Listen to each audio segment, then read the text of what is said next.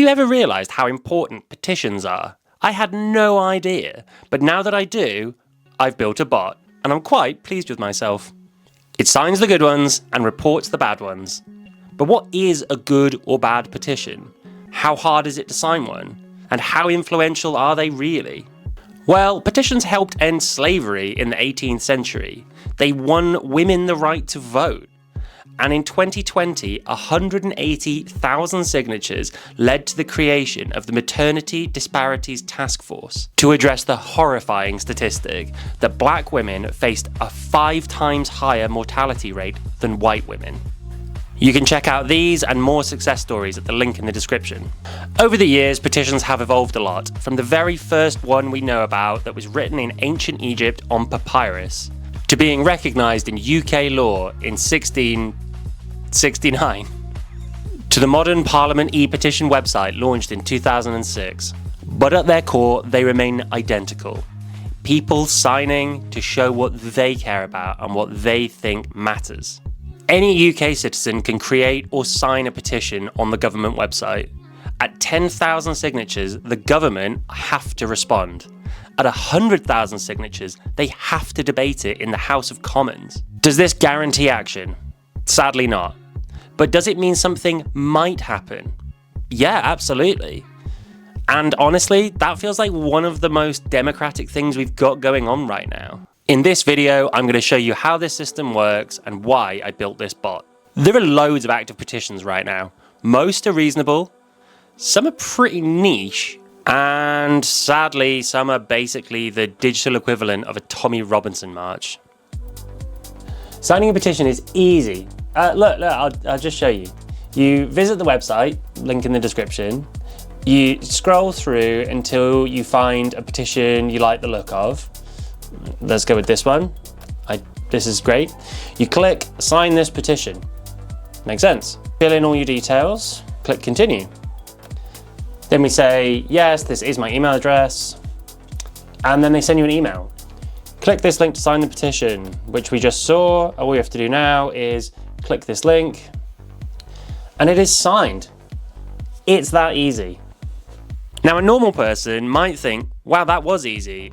I should sign some petitions, and yes, you should. I, however, am not a normal person. And when I realized how easy this was, all my brain could think was, wow, we should automate this. And down the rabbit hole we go.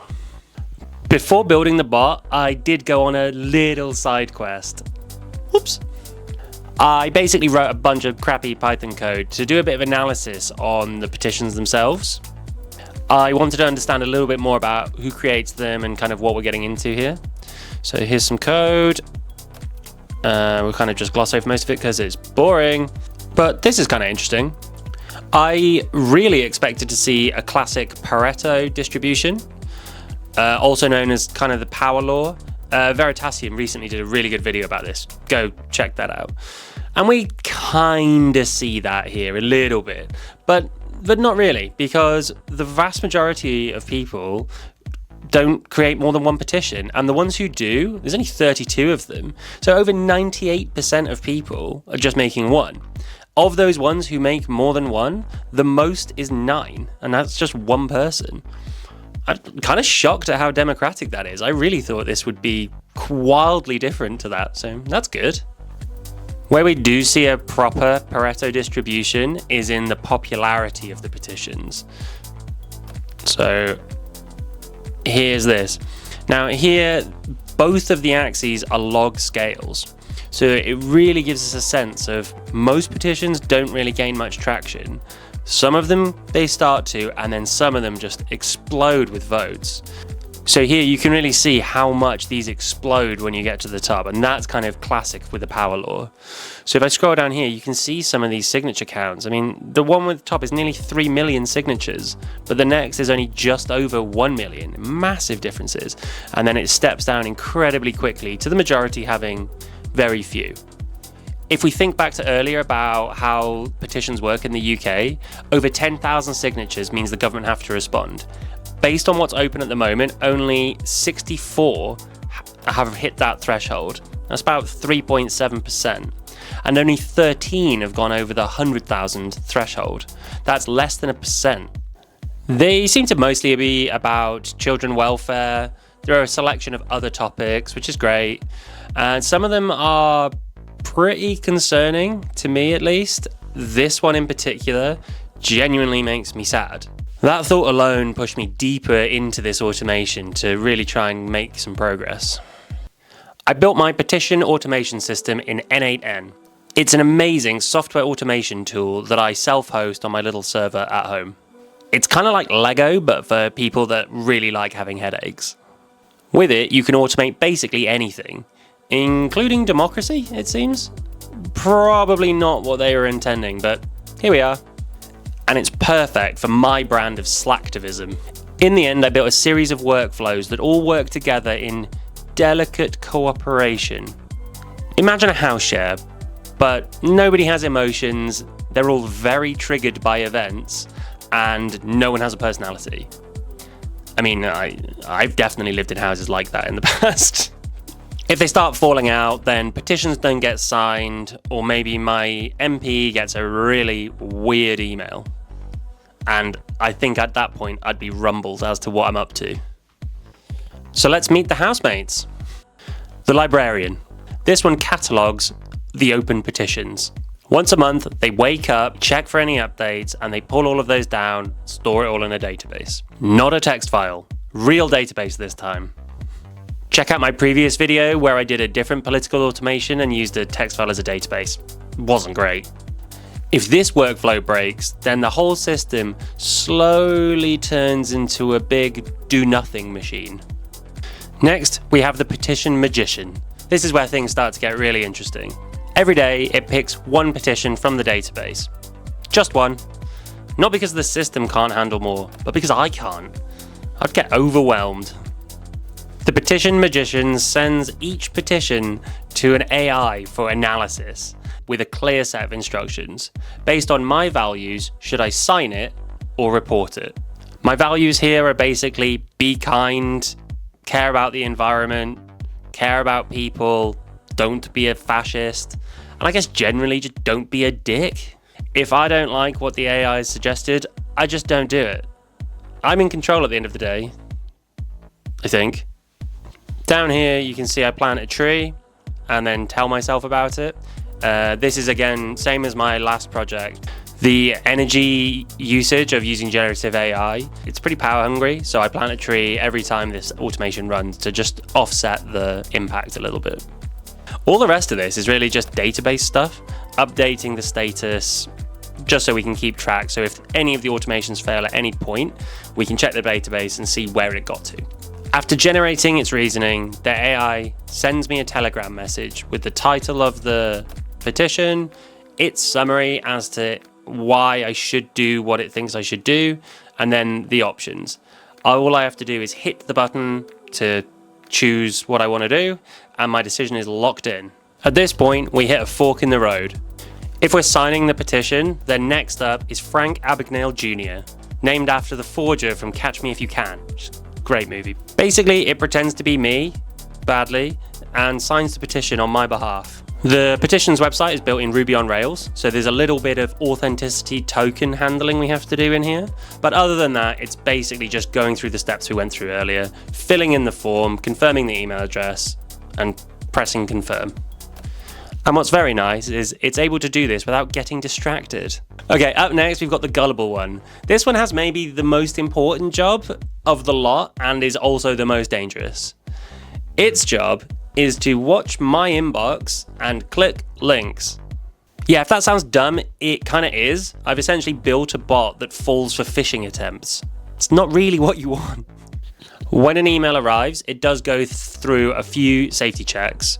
If it's yes to all of these things, it clicks the link. If a malicious link manages to run that obstacle course, then honestly, fine. It deserves to be clicked. I'd click it. The other fork in the road is the repetition bot. It handles whenever the AI thinks that it doesn't like what it sees and we should tell an adult about it. If I click report, the petition information is passed to this workflow and it drafts a polite but firm email to my MP. It doesn't just say, "This is bad." It tries to lay out negative consequences if this petition went ahead, the potential harms it might cause, or areas of bias or discrimination within the premise of the petition. It genuinely writes better emails than I ever have. Weird feeling that, actually. It's like I'm kind of proud and also kind of ashamed. But as always, the final decision whether to send something or not sits with me. This isn't about removing agency, it's about removing friction. And I guess for me, that's the difference between being overwhelmed by civic duty and being able to engage with it sustainably. But getting to this point wasn't plain sailing. During testing, I accidentally set the whole thing running and then I walked away from my phone. When I came back, there was a lot of notifications. Yeah, this is a bit much. Another time, I forgot to update the database during the workflow, which meant I just got sent the same petition again and again and again and again. By round 4 of this, I'd memorized it. But of course, the bot wasn't broken. It was just following my terrible instructions. All programming is basically just telling a computer in excruciating detail what you want it to do, and that's what it does. But honestly, that's the fun part. It breaks, you fix it, you laugh at yourself, you think you're an idiot because you missed something so obvious. But of course, it's only obvious in hindsight. You improve the system, then something else breaks, and you repeat this pattern. It's messy and chaotic at times, but each failure teaches you a little bit more about the system you're trying to build. Eventually, everything clicks though. You run out of things that can go wrong, and you're left with only the things that are correct. And now the workflows run smoothly. 1 petition assessed and 1 tree planted every day. No avalanches of petitions, no deja vus or groundhog days. Just my tiny bit of political automation ticking away in the background, like a small, politically motivated little tortoise, just plodding along doing its thing. But to answer the question right from the start, why did I build this? I mean, for me, projects are fun. I love this sort of thing. I think automation is cool. I love it. But the real reason is pretty simple. Political stuff is exhausting. I think signing petitions matters. I think calling out the harmful stuff matters. But doing it all manually, I'd burn out. This system helps me amplify the good bits, push back on the harmful bits, and stay engaged sustainably. Petitions don't always lead to action, but sometimes they do.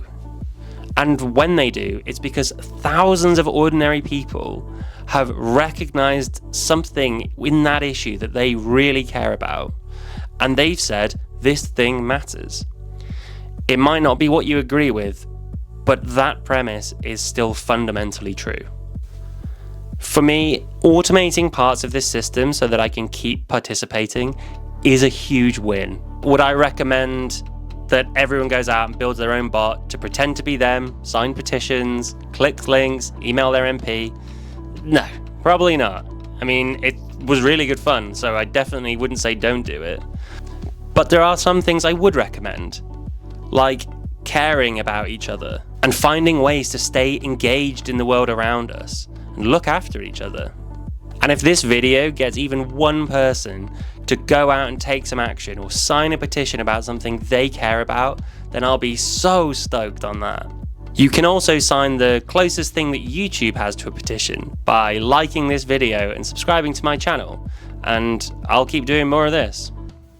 Thank you so much for watching.